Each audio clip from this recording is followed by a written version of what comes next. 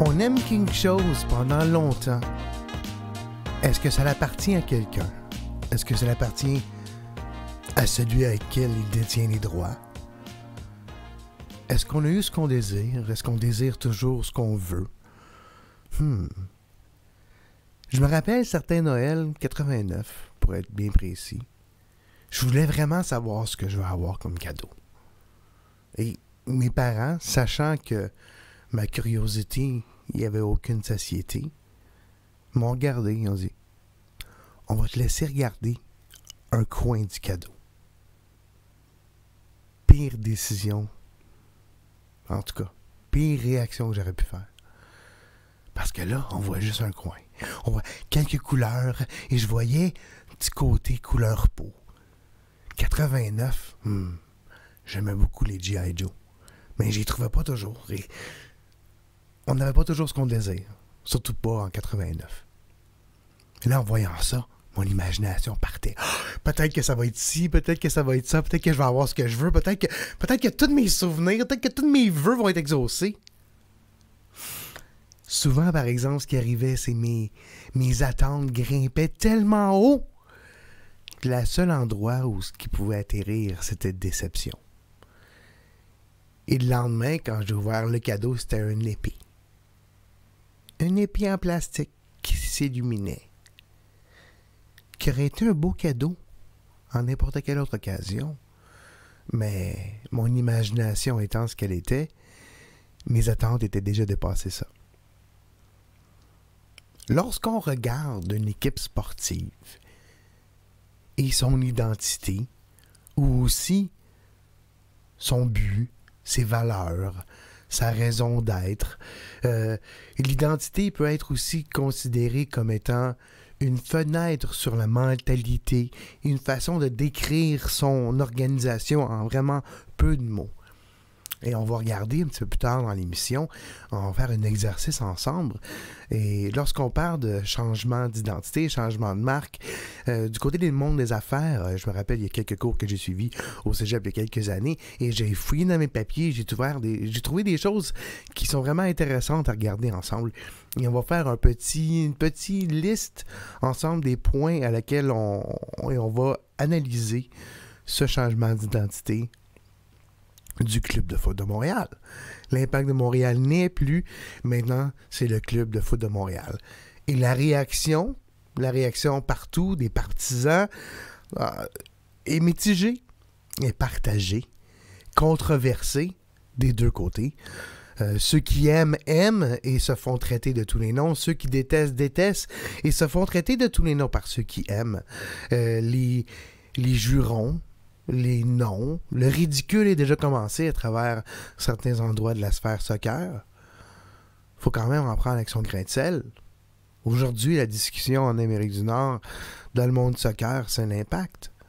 Et on a vu plusieurs journalistes, et si vous regardez sur mon fil Twitter, vous allez voir Arlo White, qui est un commentateur sportif de soccer, en tout cas, de NBC Sports, NBCSN, qui a les droits de la Premier League, et on peut l'entendre sur les zones canadiennes aussi, à 12h30 habituellement le samedi, sur les zones de NBC, le poste américain, au Canada aussi en anglais.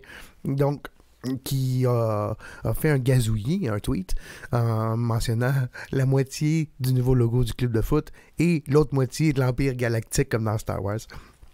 Donc, il y a beaucoup de ridicule aussi, et on va en parler plus tard, c'est le fun, c'est dangereux aussi, et on va voir si c'est pas quelque chose qui blesse aussi plus tard, et c'est là que c'est vraiment la question, de quel côté on est? Est-ce qu'on aime, on n'aime pas? Est-ce qu'on est d'accord, on n'est pas d'accord? Est-ce qu'on pense que c'était nécessaire? Est-ce que les dépenses accordées au changement d'identité aurait pu être dépensé ailleurs. Et on va en parler plus tard lorsqu'on va parler de cohérence des deux côtés de la médaille pour le Club de foot de Montréal. Mais il y a 5 étapes qu'on doit passer à travers avant ça. Et on va y aller ensemble, une par une. Radio-Canada, en décembre, a mentionné que l'Impact allait changer d'identité. Ça se peut pas, toi. Ben non, voyons, ça arrivera pas. Pourquoi faire ça? Il n'y a pas de moyen, il n'y a pas de but, il n'y a pas de... Ben d'autres choses à changer avant ça. réaction des partisans était unanime à ce côté. Touche pas à mon impact. Pourquoi?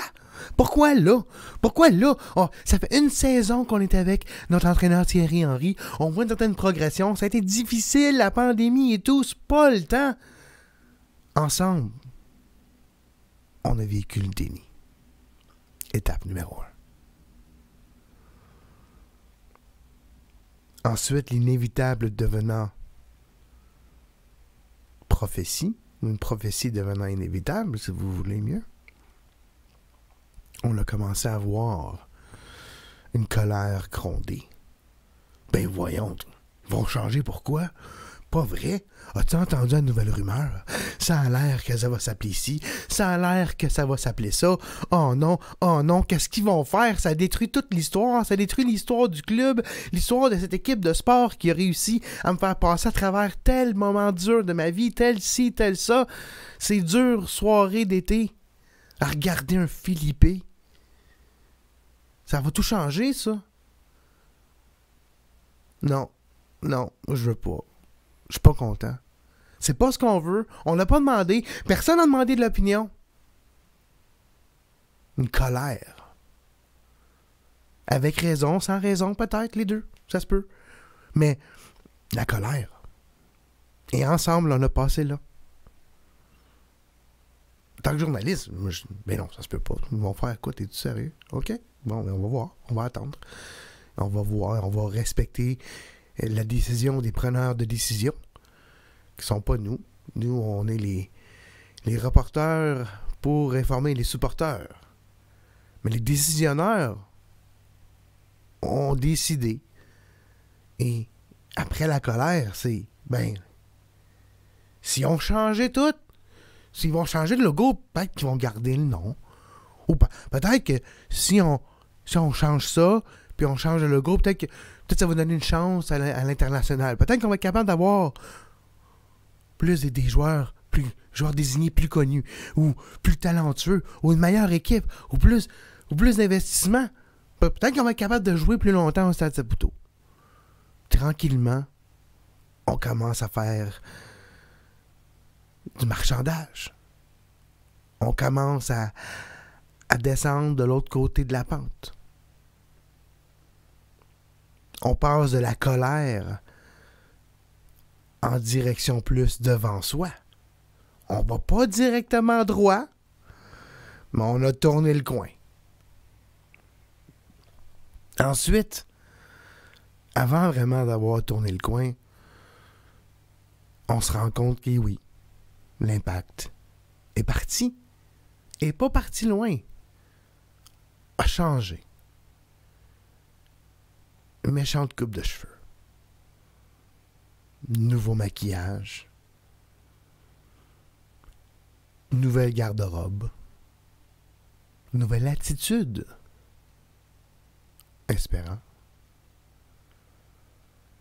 Mais ce qui nous a fait tomber en amour, si vous êtes un peu comme moi dans cette génération de fans de soccer, est vraiment différent. Et ça va peut-être être pas pareil comme aujourd'hui. Je regarde présentement devant moi, j'ai 3 logos différents de l'Impact de Montréal. J'ai le logo qui est comme un I avec le ballon qui sort du I, qui est sur mon mur. Et j'ai aussi l'Impact logo avec le logo qui précède directement le logo de la MLS.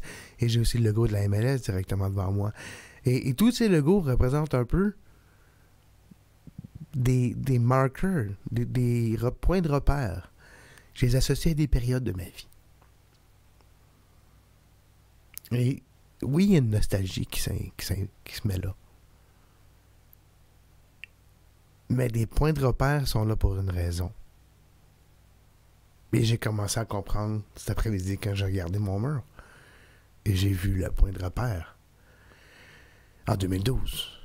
C'est le point de repère de la MLS. Et là, j'ai regardé mon calendrier. J'ai regardé autour de moi. J'ai regardé ce qui se passait dans ma vie, moi, aujourd'hui, comparé en 2012. Et j'ai un peu extrapolé ça sur la société un peu en général et sur la dernière année. Et même si ce projet-là a commencé 1 an avant la pandémie, 2 ans, jour pour jour quasiment, depuis l'arrivée de Kevin Gilmour et ce projet et tout, avec les discussions qu'ils ont eues avec Joe Saputo, comme ils en ont parlé plus tôt dans l'événement de lancement aujourd'hui. quand on regarde où ce que nous, tous, on l'est rendu, où ce que le soccer est rendu aujourd'hui, où ce qui était, où ce qui est rendu aujourd'hui, et cette transition et ces points de repère. Si on regarde de la A-League à la NASL à la MLS, les logos ont changé. Ils ont été un peu des points de repère dans l'histoire de l'Impact. Jusque-là, jusqu'à aujourd'hui. Là, ils ont une décision à prendre. Même la MLS, on regarde la MLS, vous pouvez être plusieurs différentes choses.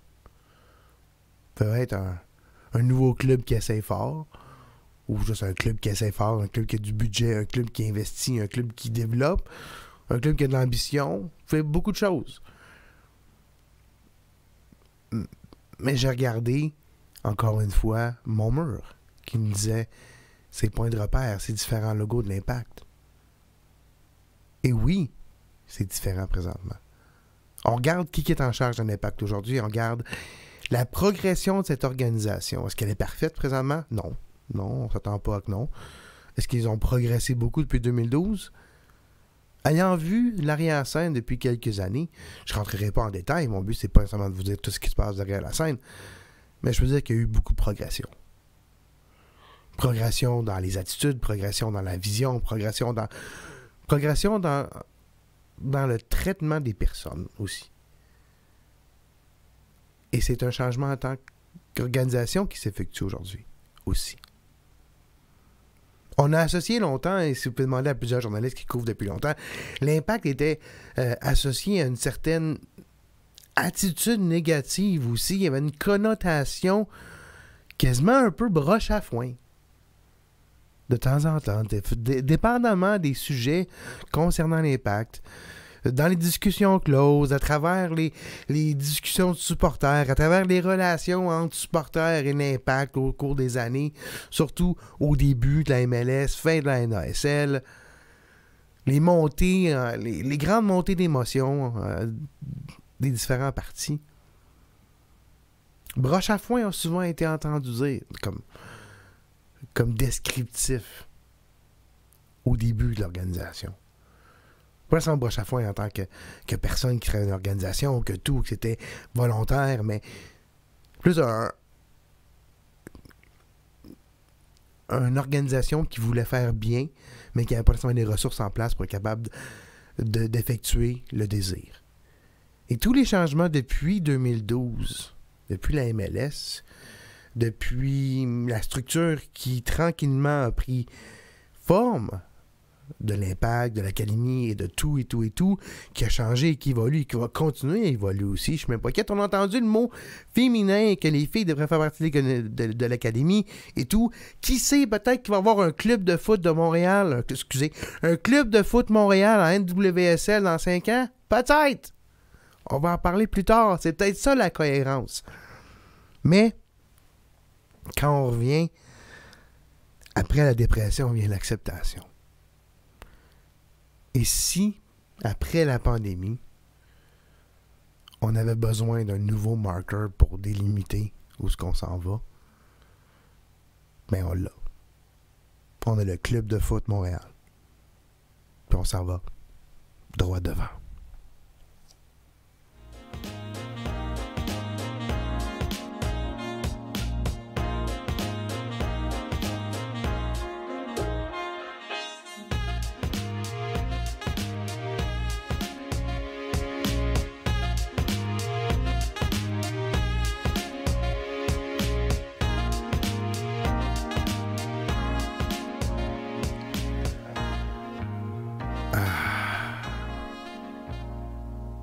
Bienvenue à Foot Montréal, je suis Kevin Laramé.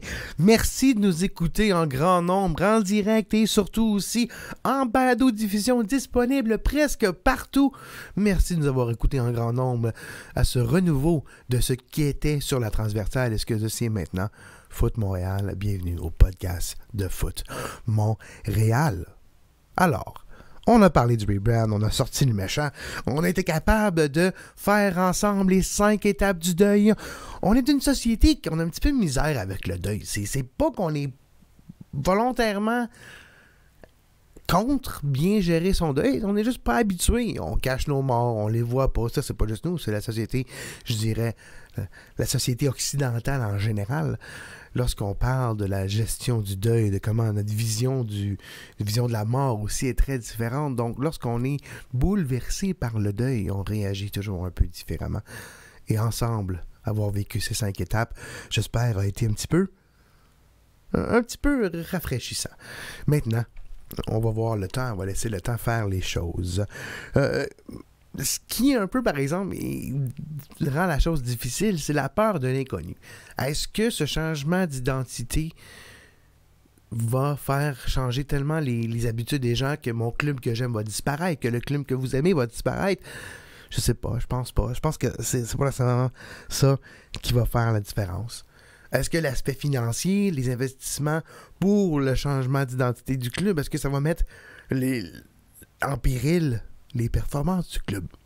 Je pense pas, et je pense que Kevin Gilmore en a fait un peu allusion, mais en étant quand même un peu assez évasif, et ça va être plus à Olivier Renard, et on voit par exemple déjà les acquisitions de l'Impact à l'entre-saison démontrent une certaine ambition, plus à long terme que présentement, mais quand même une certaine ambition côté performance et résultats quand on parle de ballon rond et de résultats sur le terrain.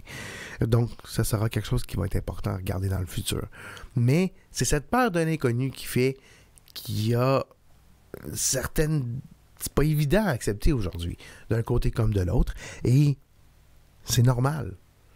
Si vous allez dans les changements d'identité, dans l'histoire, non seulement du sport, mais surtout côté affaires, et c'est là que je vous ai parlé de quelques exemples qui sont très célèbres.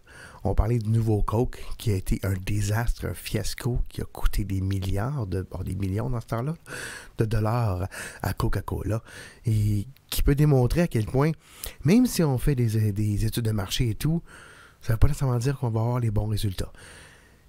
Et il y a de l'autre côté aussi qui veut la même chose. Même si nous avons des changements d'identité, des fois c'est pour le mieux, des fois c'est pour le mal aussi. Donc, commençons avec des exemples très similaires à l'Impact de Montréal. Donc, regardons, pour moi, l'exemple qui est le plus près de ce que l'Impact, maintenant Club de foot Montréal, a fait aujourd'hui. Et c'est Sporting Kansas City qui, avant cela, s'appelait les Wizards, toi. Les magiciens. Les magiciens de Kansas City. Premièrement, y a-tu bien des magiciens à Kansas City? Y étais-tu bien caché, toi? Y avait-tu des druides? Merlin, étais-tu là-bas, toi? Ben c'est ça. Et on comprend un peu le changement d'identité des Wizards, OK, Sporting. Sporting, c'est pas très Kansas City non plus, je suis d'accord. C'est plus portugais, et même c'est plus comme un terme qui est utilisé dans plusieurs facettes du monde du sport. Mais c'était l'inspiration.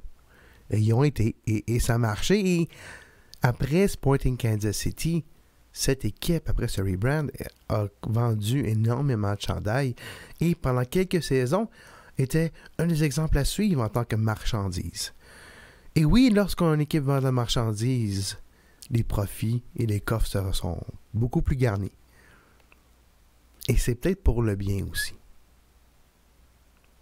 Parce que si on veut compétitionner sur le terrain, il faut compétitionner dans les bureaux. C'est aussi simple que ça. Et pour ça, pour compétitionner dans les bureaux, ça prend pas juste des gens qualifiés et des gens de talent, ce qui tranquillement commence à populer vraiment les bureaux de l'Impact. OK, je vais m'arrêter tout de suite. Ça va arriver souvent que je vais dire l'Impact ou le club de foot.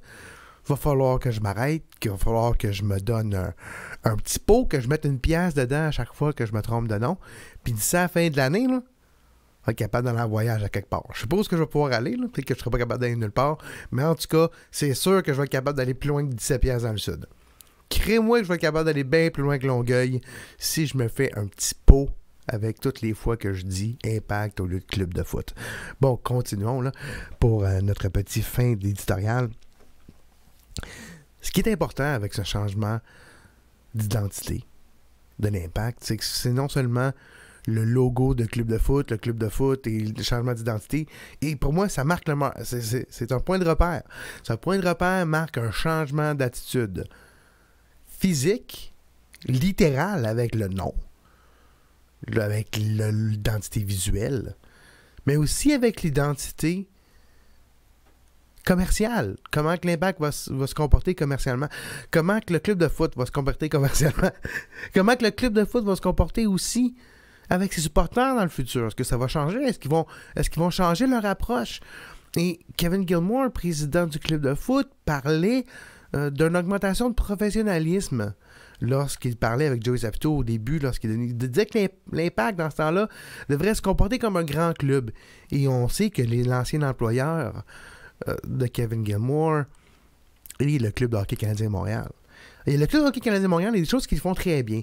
Et une des choses qu'ils font très bien, c'est s'assurer qu'ils projettent une image A1, top class, qu'ils font la bonne chose. Et lorsqu'ils sont supposés faire quelque chose, ils le font très bien. Des fois, ils prennent des décisions difficiles. Et des fois, c'est une roue qui est dure à engager. C'est plus conservateur dans leur pensée, mais très professionnel et très posé et de classe, comme on pourrait dire. Une organisation de classe, comme on a entendu souvent décrire le Canadien de Montréal. Comment le Canadien de Montréal peut bien célébrer ses anciens. Comment le Canadien de Montréal peut bien faire les belles célébrations et marquer les moments de son histoire. Quelque chose qui a été une grande lacune dans l'histoire de l'Impact, pour être bien honnête, si on regarde plusieurs options. Regardez comment ça s'est terminé avec Didier Drogba. Occasion manquée avec Patrice Bernier, je vais être bien honnête aussi. Ça aurait dû être beaucoup mieux que c'était. C'est déjà mieux que ça aurait pu aussi. Et il y en a eu plein d'autres. Célébrer l'histoire d'avant aussi. Et peut-être que ce changement d'attitude n'est non seulement un changement d'attitude sur le terrain, maintenant droit devant, et aussi plus rassembleur, et rassembler tout le monde ensemble. Ce qui m'apporte à une partie le fun de l'émission, et que je ne m'attendais pas à voir, et qu'on a vu tous ensemble. Et voilà, regardons évidemment, on a reçu par la poste aujourd'hui un petit cadeau du Club de foot de Montréal pour marquer la célébration. Ils sont ensemble. Je n'ai pas ouvert encore. Je ne sais pas c'est quoi. Allons-y.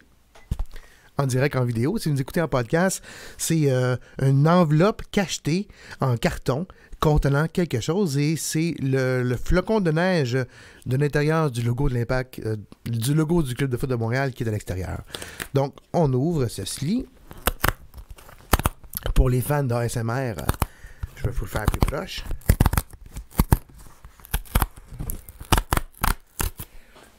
Donc, allons-y.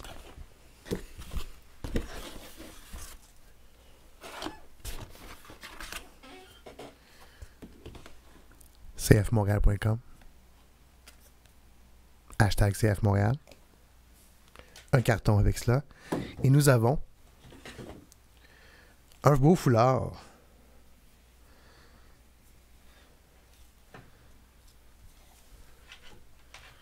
Du Club de foot de Montréal.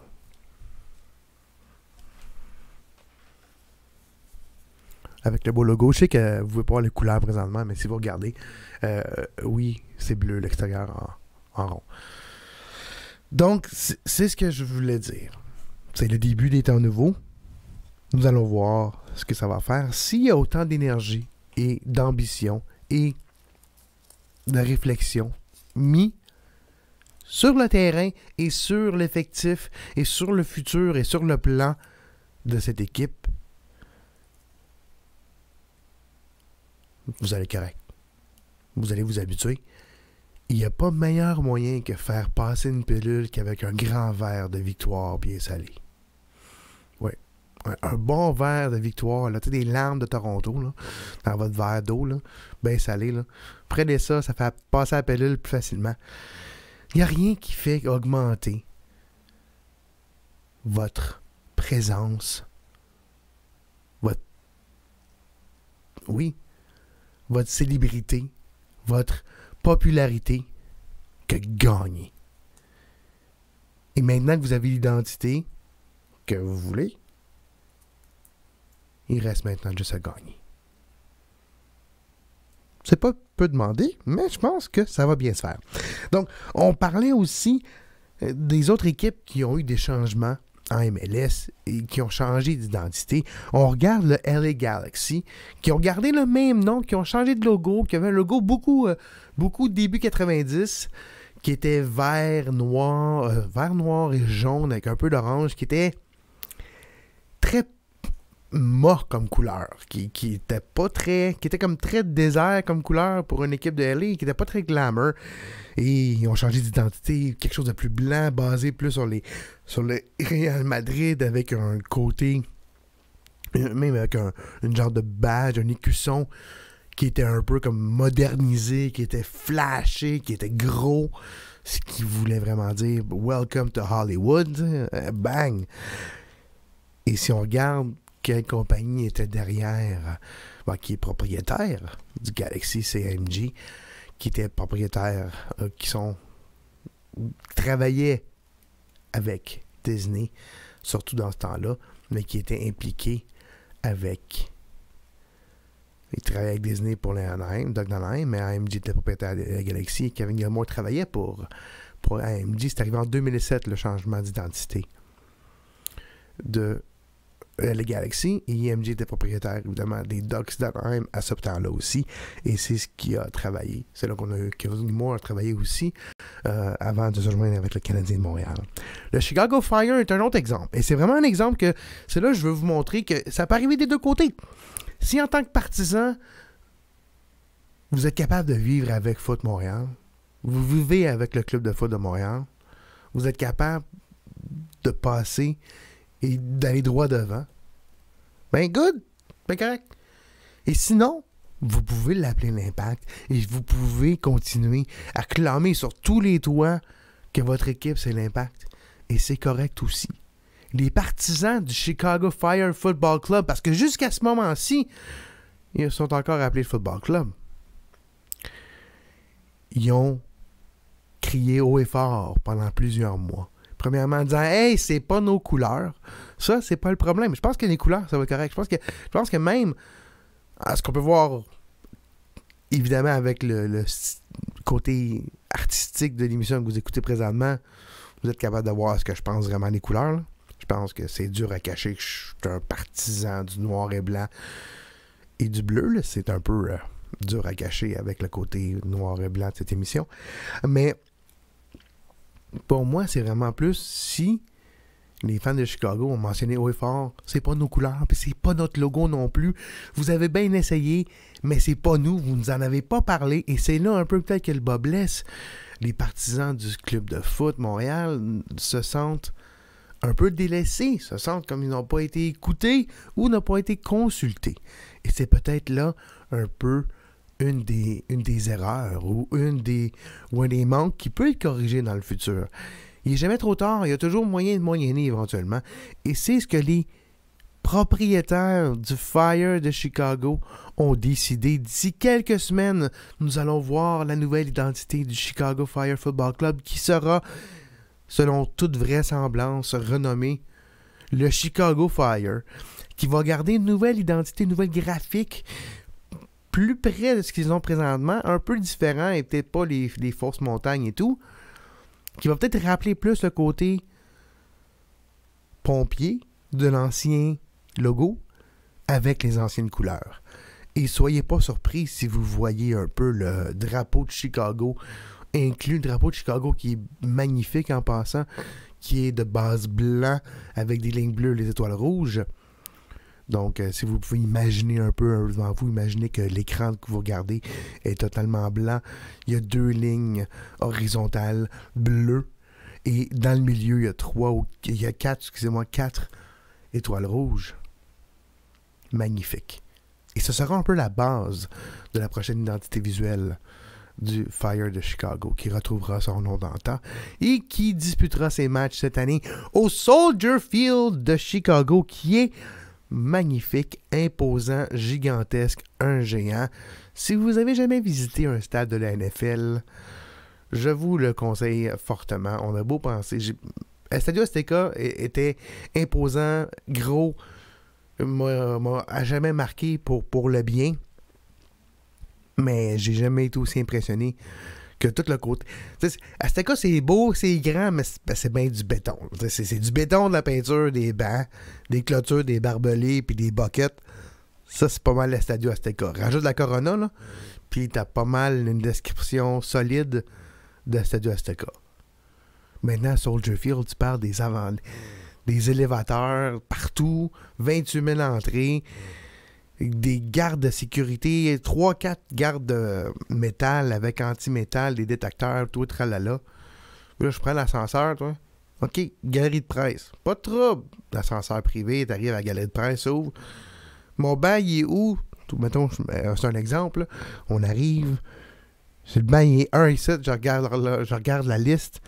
Ah ben, je suis numéro 275, toi. 20 minutes plus tard, quand je me suis rendu à mon banc, à l'autre bout du monde. Wow. Donc, si vous avez jamais visité un stade de la NFL, je vous le suggère fortement. Non, c'est un exemple. Donc, un fiasco, première année, Chicago Fire Club. Et ils ont même signé des nouveaux joueurs, leur nouveau DP et tout. Et ça a été quand même un fiasco. Ils sont trompés totalement. Et ils font un rebrand cette année. Donc, si vous êtes de ce côté-là de la pendule, comme on pourrait dire, si vous êtes du côté obscur et que vous ne pouvez pas l'accepter, le Club de foot Montréal, et que vous voulez vraiment continuer, j'espère, à suivre l'équipe soccer, vous pouvez continuer à l'appeler l'Impact. Rien qui vous en empêche, rien qui vous empêche de crier haut et fort que pour vous, ça ne marche pas. Et si vous aimez le Club de foot Montréal, #CF Montréal, bien content pour vous aussi. Tout le monde ensemble va parler droit devant, même si on ne s'entend pas. Je pense que c'est ça qui est important. Et en espérant qu'on va être capable d'avoir du soccer à parler. Parce qu'avant de finir l'émission, c'est là que je veux vous parler un peu. Les négociations entre la MLS et l'Association des joueurs de la MLS. Donc, hier après-midi, j'étais sur la conférence de presse avec Bob Foose, qui est le directeur exécutif de l'Association des joueurs de la MLS. Et il y a plusieurs points qui ont été mentionnés. Ils ne s'attendent pas à avoir du soccer en mars. Les équipes n'ont toujours pas contacté les joueurs avec leur plan pour la pré-saison. Oui, il y a quelques équipes qui sont en Ligue des champions, comme Atlanta, qui ont commencé à contacter quelques joueurs. Mais en général, les équipes n'ont pas contacté les joueurs. On est présentement à la mi-temps, en plein milieu des 30 jours de négociations en bonne foi qui sont supposés prendre place entre les propriétaires et les joueurs après la cause de force majeure qui a été déclenchée par la MLS. Donc, la clause de force majeure, lorsqu'elle a été déclenchée, force une renégociation en bonne foi entre les deux parties, et ça pour 30 jours. La limite de 30 jours, à laquelle la MLS parlait il y a 2 jours, le commissaire Garber mentionnait que c'était une limite très solide, très dure, et qu'il n'était pas question de négocier après cette limite. Le directeur exécutif de la MLS, Bob Foose, a mentionné que pour lui, c'était une nouvelle.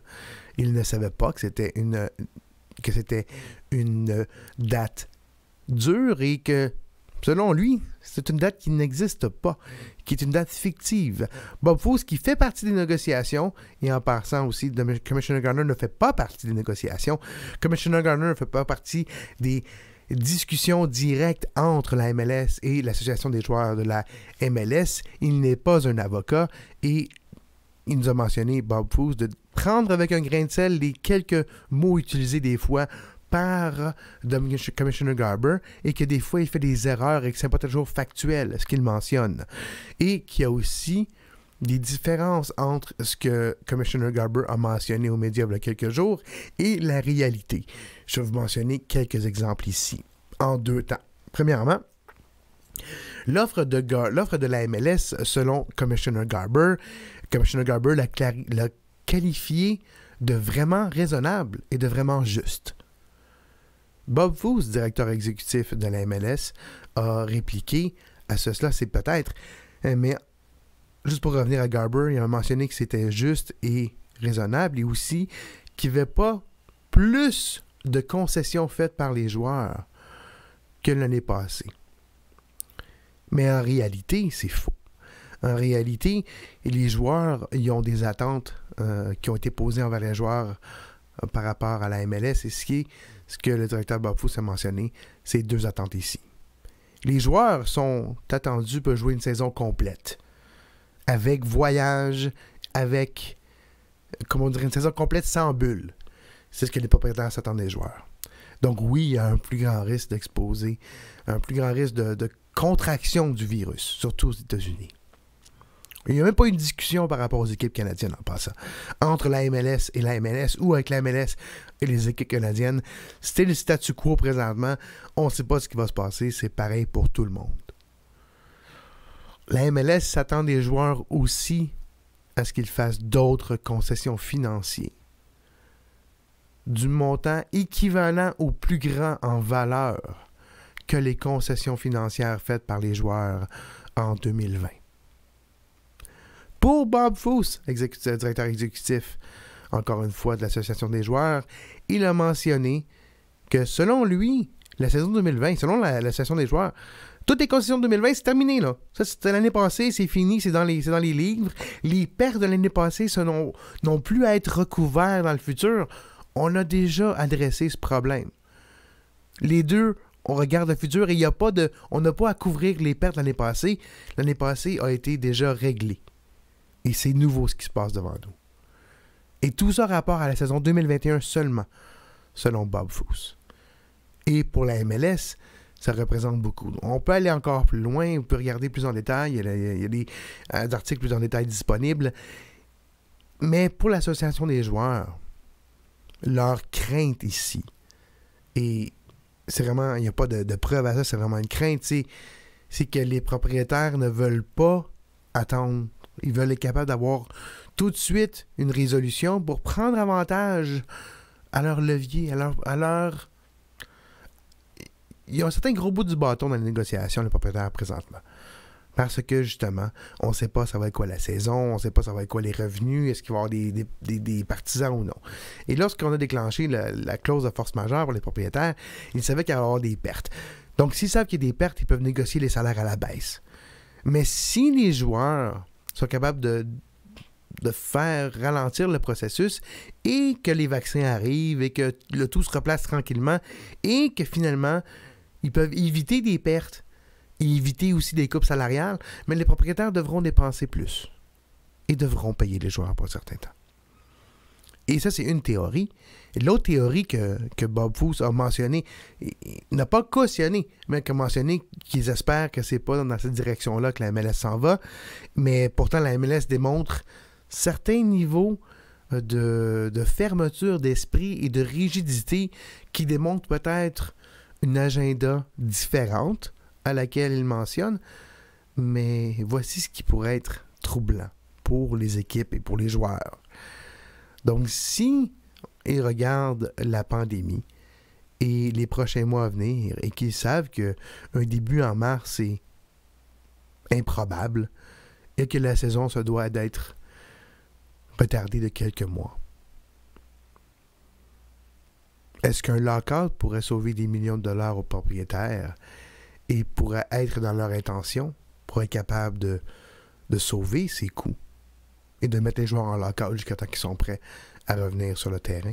Et c'est un peu les inquiétudes de l'Association des joueurs et de la MLS. Les joueurs n'ont pas l'intention jusqu'à présent de faire de grève, et c'était les mots directs du directeur exécutif Bob Foose.